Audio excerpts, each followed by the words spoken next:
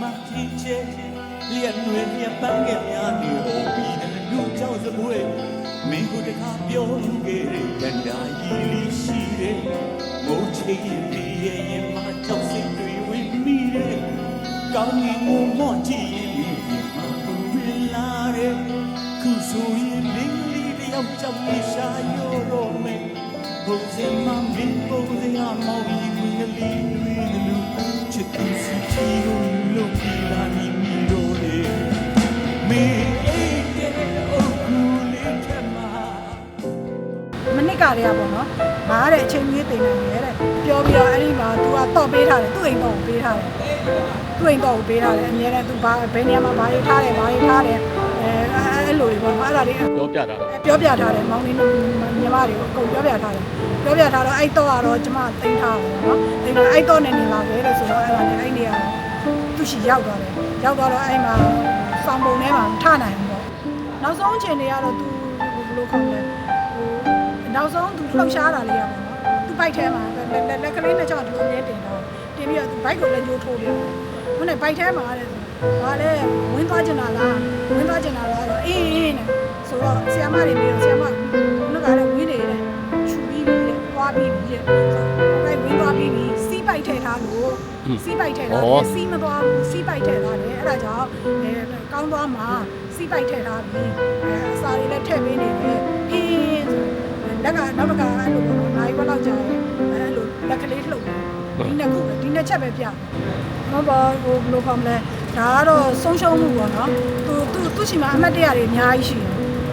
ယ်ဒီကနဲ့ပတ်သက်တဲ့သူမှပြောကျင်တဲ့ဟာတွေပေါ့နော်မသိနိုင်ကိုကဲစားနဲ့ဘယ်လိုလေးအမျိုးတော်စားဒါလေးရင်ပြောပြပါလားမောင်နှမတော်ဝင်ခွဲပါမောင်နှမတော်ဝင်ခွဲเนาะကျွန်တော်တို့ဒါမသိတာတော့မဟေဒီမှာလောက်ခရဲကတည်ခဲ့ကြတာပေါ့နော်ကိုကဲစားကဘလို့နဲ့ဘလို့ဖြစ်သွားတာလဲကျွန်တော်တို့ကစေုံပေါ်ပုံနေမြင်မှပဲသိရတာပေါ့နော်သူကလွန်ခဲ့တဲ့15နှစ်လောက်တည်းပေါ့နော်ဒီအစုပ်လည်းမကောင်းဘူးဟိုအသေးလည်းမကောင်းဘူးနော်အဲ့မှာအသေးကတော်တော်အခြေအနေဆိုးလို့တော်တော်ကုလိုက်ရတယ်ပေါ့နော်အဲ့ဒါဘယ်တော့မှလဲအဲ့ဒါလွန်ခဲ့တဲ့10နှစ်လောက်က10နှစ်ကဖြစ်ပူးသေးတယ်ဟုတ်ကဲ့ဖြစ်ပူးသေးတယ်ရှင်ဟုတ်အဲ့ဒီတည်းဒဏ်အဲ့ဒီကဒဏ်နေပေါ့နော်အဲ့ဒီကအသေးတို့အစုပ်တို့ကလည်းဟိုဖြစ်တာပေါ့နော်ဖြစ်ပြီးတော့အဲ့သူနဲ့ကပေါ့နော်မောင်နှမတွေဆိုရင်လည်းအမေတန်းဆုံးကတော့အမေတန်းနဲ့အတူတူရှိတော့ပါတော့အတူတူနေခဲ့ပြီးတော့အမေတန်းဆုံးကတော့ကိုလည်းကိုယ့်ဟာကိုယ်နေလိုက်တာပေါ့နော်ကိုယ်ရင်းနဲ့မနေပြတော့ဘူးပေါ့မနေပြတော့အဲ့ဒီမှာသူနဲ့ခွဲသွားတယ်နောက်တော့နှစ်က2000ဟိုတော့ပြန်တွေ့တယ်ပေါ့ငယ်တဲ့နှစ်လောက်ကပြန်ပြီးတော့တွေ့တော့သူကအဲ့ဒီတဲကပေါ့နော်လိုင်းနဲ့မောတာပေါ့နော်မောတော့ဆက်ပြလားဆို6လတစ်ချိန်တော့ပြနေတယ်ပြောတယ်အဲ့လိုအဲ့ကြနေစပြီးတော့အဆက်တွေတော့တပတ်ကိုတစ်ခါတစ်လောက်တစ်ခါအဲ့လိုမျိုးပေါ့ဖုန်းရက်ဆက်တယ်ဖုန်းဆက်တယ်သူလည်းသူကသူတယောက်တည်းပဲနေနေတယ်ဆိုတော့လေဖုန်းဆက်တယ်ဘာတယောက်တည်းမနေသေးဘူးပေးထားမယ်ဆိုတော့လေသူကလည်းမဟုတ်ဘူးဒါအတင်းစီစဉ်သေးတယ်စီစဉ်ပြီးတော့ခလေးတယောက်သွားပို့ထားတယ်ပို့ထားတော့လေအဲ့ခလေးကိုသူမနေတတ်ဘူးတဲ့ဆိုပြီးတော့တယောက်တည်းလွတ်လွတ်လပ်လပ်ပဲနေချင်တယ်ပေါ့နော်ဆိုတော့အဲ့ဒီမှာသူတယောက်တည်းပဲနေတော့စားတော့မမှန်ဘူးပေါ့သိလားစားတော့ကတော့မမှန်ဘူးပေါ့မမှန်တော့အဲ့ဒါတွေလည်းပါမှာပေါ့အားနေတာမမှန်တော့အစုပ်ကလည်းငါကဖြစ်ထားတယ်နောက်တော့ကအဲ့ဒီရဲ့မတိုင်ခင်ကဖြားတယ်တဲ့ဖြားတာအဲ့ဒီနေ့ကျမှသိတာပဲเนาะအဲ့မှာအစားလည်းဘောနော်သိရမလားစားအောင်မစားဘူးပေါ့နော်အဲ့လိုဆိုတော့အဲ့လိုပုံဖြစ်လိမ့်မယ်ဘာလို့လဲသူဆက်တဲ့နေ့က20ရက်နေ့ညလောက်ပေါ့နော်ဆက်တယ်ညီမကြီးရေးတဲ့ဟိုတဲ့မနေ့ကျရင်တဲ့တနားကြီးလောက်တဲ့ငါ့ကိုတဲ့ဖုန်းဆက်ဆန်းပါတဲ့ဆိုတော့ဖုန်းဆက်ရုံပဲလားလူလားမလားဆိုမလားနဲ့တဲ့ဖုန်းဆက်တဲ့ဘာနိုးမနိုးပေါ့နော်ငါ့ကိုနိုးတဲ့အဲ့ဆက်တယ်ပြပြအဲ့ဒီနေ့နောက်21ရက်နေ့21ရက်နေ့ကျတော့သူကမနေ့6နာရီမထိုးခင်ဖုန်းဆက်တယ်ဆက်ပြီးတော့ဟောနေငါတဲ့ထားလို့မရတော့ဘူးတဲ့ထားရင်လည်းပြုတ်ပြုတ်ကြတယ်တဲ့မထနိုင်ဘူးတဲ့ထိုင်ရဲခုံကထိုင်ရဲဆိုရင်ငါထနိုင်တယ်ဂဒင်းကနေသူကမှု့ရတယ်ဂဒင်းမပါဘဲနဲ့အဲ့တော့မှု့ရအထူကြီးလည်းပဲအဲ့တော့အဲ့မှု့ရဘောထဖို့သူ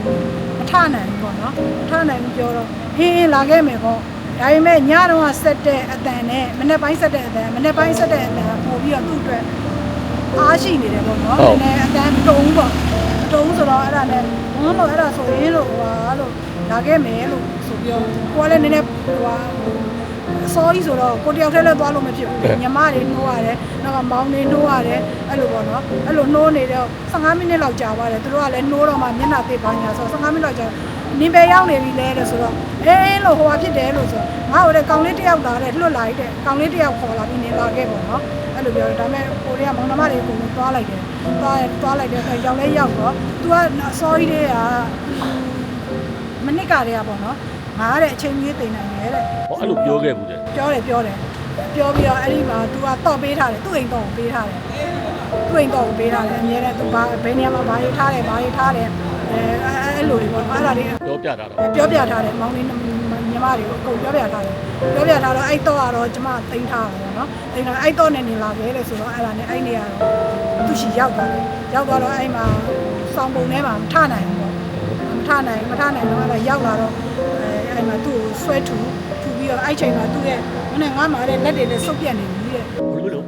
ထားပြီးတော့ပြန်လဲတာပေါ့တိုက်မိတာပေါ့နော်အဲ့လိုပုံမိတိုက်ပြီးတော့အဲ့လိုစုပ်ပြတ်နေပြီးတော့အင်းပေါ့နော်ဆိုပြီးတော့အဲ့ဒါနဲ့မတက်ထပေးတော့သူကလမ်းလျှောက်သွားတယ်လမ်းလျှောက်သွားဒီပုံစံတော့မဖြစ်ဘူးလို့ကြာရင်ဒါအားနေပြီးလေဖြတ်သွားနိုင်တယ်ပေါ့နော်ဒါပေမဲ့သူ့မှာသွေးတိုးတော့စီးကြိုလို့တော့မရှိဘူးဒါပေမဲ့လည်းဖြစ်နိုင်တယ်ပေါ့ဆိုပြီးကျမတို့ကစိတ်ယုံတင်တယ်ဘယ်သွားမလဲဆိုတော့သူဒေါ်ရဲနရာကျော်ကဆရာမဒေါ်ရဲနရာကျော်မနေ့ကမှအဲ့နေရာမထိုင်စနေနေ့ကမထိုင်စနေနေ့လားဟုတ်တယ်နော်အဲ့နေရာမထိုင်တော့ तू ကမနေ့ဖန်ပါတယ်မနေ့ဖန်ဒီဆွဲလို့မရဘူးလို့ဆိုတော့နီးစက်ရဘူးလို့သွားလိုက်လို့သွားပြီးတော့လို့အဲ့မှာအားစေးလေးပါလေးချိတ်လိုက်ကျမတို့ကတော့အားစေးလေးပါလေးချိတ်လိုက် तू ကျမတို့တွေ့ရတဲ့ပုံစံကတော့အားရင်းနေတယ် ဒီပုံကိုမြင်အောင်ပြောပြတော့ ခြေပြားတွေရောလက်ပြားတွေရောချူခွေးနေတာပေါ့နော်အဲ့လိုပြောပြတော့အဲ့ဒါမှာ तू ကအေးနဲ့ဆိုနောက်ဆုံးကျ तू မသွားချင်ဘူးဒါပေမဲ့လည်းအတင်းခေါ်သွားတော့ तू ရွေးတယ်ဝီတိုရီယာပဲပေါ့နော်သူ့အိမ်နာနေတဲ့ဝီတိုရီယာကိုရွေးလိုက်ရောက်သွားတော့ဟိုပါပေါ့နော်အဲ့မှာအထောက်ဆောင်တွေပါလေအကုန်လုံးရိုက်တာပေါ့နော်ရိုက်တော့အဆုတ်မှာတော်တော်ကြီးကိုဆရာဝန်မကြီးကလာကြည့်တဲ့အခါမှာအဆုတ်မှာအခြေအနေကတော်တော်မကောင်းကိုမကောင်းဆိုပြီးတော့တဖြည်းဖြည်းနဲ့ဟိုဟာလေးလည်းကြာပေါ့နော်အောက်ဆီဂျင်လည်းကြာဟိုဟာလည်းကြာအဲ့လိုသွားတယ်ကွာအောက်ဆီဂျင်ကလည်းမပြည့်ဘူး80ကျော်ပဲရှိတယ်။သွေးတော့ကလည်းပုံမှန်မဟုတ်ဘူးအဲ့လိုဖြစ်နေတယ်။နေတာပေါ့နော်ကြာနေတာပေါ့နော်အဲ့လိုချင်းဒါပေမဲ့ तू ကအဲ့မှာ तू ကရောက်ပြီးတော့မှ तू ကပတိတောင်းတယ်ပတိတောင်းတော့ပတိကြံခဲ့ပြီလေလို့ဆိုသွားပြန်ယူတဲ့ငါစိတ်လာတယ်130ကျော်နေပြီတဲ့တရဏဂုံတင်လာတယ်တရဏဂုံစိတ်လာတယ်ဆိုတော့အဲ့ဒါနဲ့သွားပြန်ယူပေးရတယ်ပြန်ယူပေးရောက်လာပြီးတော့ तू ကျမတို့ကနေကင်းကြတော့ तू အဲ့မစေးရုံမှာအားသေးတွေပါလေတွင်းပါညာဆိုတော့ကောင်းတော့အဲ့မှာခလေးတယောက်ထားခဲ့ပြီးတော့ပြန်လာပေါ့နော်ပြန်တဲ့အချိန်မှာ तू ကသူ့ကို तू ဓာတ်ပုံရိုက်ပြီးတော့ခလေးကိုမေးတယ်နင်ဓာတ်ပုံရိုက်ပြရတယ်မဟုတ်ဘူးတဲ့ तू က तू ရိုက်တာသူက तू ရိုက်ပြီး तू က तू Facebook ကိုတင်သွားတာ ဟောတင်သေးတယ် တင်သေးတာ तू ICU ရောက်နေပြီဆိုတော့ တင်သွားတာတင်ပြီးတော့မှအဲ့နေညနေပိုင်းကျတော့ तू နည်းနည်းကြာတယ်နော်ကြာတော့မနေ့ကျတော့ကျမတို့အစောကြီးသွားတယ်သွားတော့လေဒါမှသတိရတယ်ဟောနဲ့ငါဘိုးတဲ့ဟွာတဲ့ရွှေဘိုးမှာသွားပြီးတော့တဲ့အန်ရှူဝါဝင်တယ်တဲ့ကျမတို့ကပါလာတယ်ဒီမှာအန်ရှူဝါပါအကုန်ပြလိုက်တယ်လူစားနာအန်ရှူဝါနှစ်ခုလုံးပြလိုက်တယ်ပြတော့ဆိုပြီးတော့အဲ့ဒီကောင်းလေးတယ်ပေါ့နည်းနည်းပိုင်းထိနောက်ကျတော့တဖြည်းဖြည်းပေါ့နော်ကြာလာတယ်ပေါ့ အဲ့တော့နောက်ဆုံးအချိန်ဆိုရင်နောက်ဆုံးသူ့အချိန်တွေဆိုဘယ်လိုလဲပြောပြ နောက်ဆုံးအချိန်တွေကတော့ तू ဘယ်လိုခေါ်မလဲနောက်ဆုံး तू လှုပ်ရှားတာလေးရပါတော့ तू ဘိုက်ထဲမှာလက်ကလေးနဲ့ချောင်းဒီလိုအမြဲတင်တာတင်ပြီးတော့ तू ဘိုက်ကိုလက်ညှိုးထိုးပြတယ်ဟိုနဲ့ဘိုက်ထဲမှာတဲ့ဘာလဲဝင်းသွားကျင်တာလားအေးနဲ့ဆိုတော့ဆီယမတွေမေးတော့ဆီယမကတဲ့ဝင်းနေတဲ့ခြူပြီးပြီတဲ့သွားပြီးပြီတဲ့ဆိုတော့ကိုယ်ကဝင်းသွားပြီးပြီစီးပိုက်ထည့်ထားလို့စီးပိုက်ထည့်ထားတယ်စီးမသွားဘူးစီးပိုက်ထည့်ထားတယ်အဲ့ဒါကြောင့်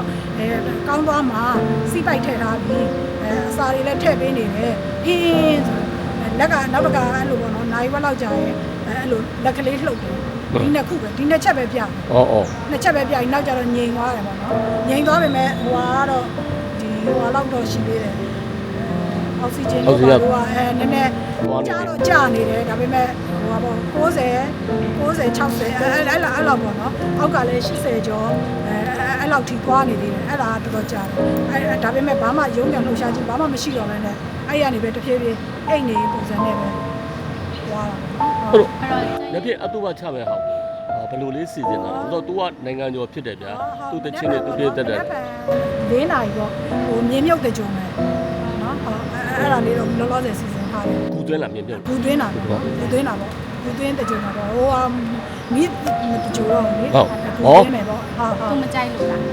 သူမကြိုက်လို့ရမဟုတ်ကျမတို့ကတော့ဒါဟိုဘာလဲသူပိတ်သက်တွေရှိရလေနိုင်ငံခြားကလည်းပိတ်သက်တွေလည်းအများကြီးရှိရတကယ်လို့လာတွေ့ခြင်းရင်ဟိုအပတ်တရအနေနဲ့သူတို့လာပြီးတော့သူတို့ရွှေဝါရောင်ဟိုဟာတွေလည်းရှိရအများကြီးပေါ့နော်ဒါသူပိတ်သက်အတွက်ကျမတို့ကလုပ်ပေးတာသူကတော့ဒီဟိုဟာနဲ့ပတ်သက်လို့တော့ဘာမှတော့အသေးစိတ်ပြောသွားတာတော့မရှိဘူးဒါပေမဲ့သူကသူတော့ငါအချိန်ကြီးပေးနိုင်တယ်ဆိုတဲ့ဟာတော့သူအများအားပြောနေတာပေါ့နော်နှလုံးသွင်းတာတော့မရနာလို့တတိပါအဲ့ဒါကိုနှလုံးသွင်းတာပေါ့ နိုင်ငံတော်ကြီးတယောက်လည်းဖြစ်တယ်နောက်ပြီးတော့ကိုလေးကအကိုလည်းဖြစ်တဲ့အခါကျဘယ်လိုလေးခံစားရတယ် ဟုတ်ပါဟိုဘယ်လိုခေါ်မလဲဒါကတော့ဆုံးရှုံးမှုပေါ့နော်သူရှိမှအမှတ်တရတွေအများကြီးရှိတယ် ဘယ်လိုမှတ်တရလေးတွေ ဒီကနဲ့ပတ်သက်တဲ့သူမှပြောကျင်တဲ့ဟာတွေပေါ့နော်ဒါပေမဲ့တချို့ဟာတွေကြတော့ဟိုတချို့လူတွေကနားမခံတာဟို real တွေအစ်စ်တွေဆိုတာသိရမလားကျမကငကိုတွေကသူနဲ့အတူတူနေစဉ်တော့နော်သူနဲ့က10နှစ်15နှစ်လောက်အတူတူနေခဲ့ရတယ်လေအမေတန်းအသက်ရှင်တဲ့အထိဟိုနေခဲ့တာဆိုတော့အဲ့ဒီနေ့တွေအထိတော့ပြောတာတွေတော့ရှိတာပေါ့လေရှိပေမဲ့ဒါပေမဲ့ကျန်တဲ့လူတွေကိုဟိုဖြစ်မှာစိုးလို့ပေါ့နော်သူကမပြောဘူးထုတ်မရဘူးဒါပေမဲ့ဟိုကျမတို့တော့တချို့တလေတော့အဲ့လိုပြောတာပေါ့နော်ဟုတ်ကဲ့ ဟုတ်ကဲ့ပါ